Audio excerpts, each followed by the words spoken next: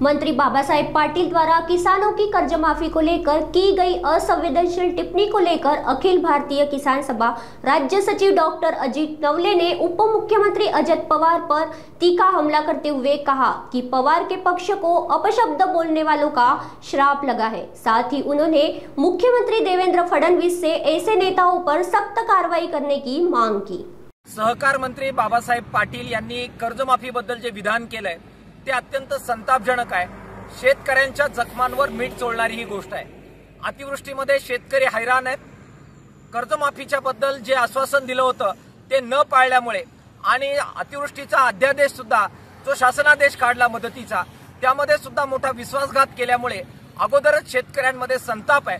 अशा पार्श्वभूमीवर अशा प्रकारची विधानं जर मंत्री करणार असतील तर शेतकऱ्यांचा आणि शेतकरी चळवळीचा संयम हा सुटल्याशिवाय राहणार नाही।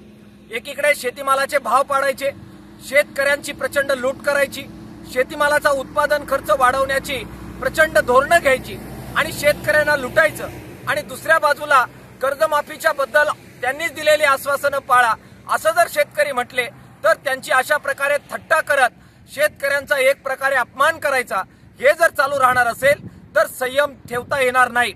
अजित पवार साहेबांच्या पक्षाला मला वाटतं वाचाळ वीरांची शाप लागलेला आहे। असे अनेक वाचाळवीर त्यांच्या पक्षामध्ये जन्माला आलेले आहेत। त्यांनी आणि राज्याचे मुख्यमंत्री देवेंद्र फडणवीस साहेब यांनी या वाचाळ वीरांचा बंदोबस्त करावा। तो जर केला नाही तर शेतकरी चळवळीला हा मुद्दा हाती घ्यावा लागेल।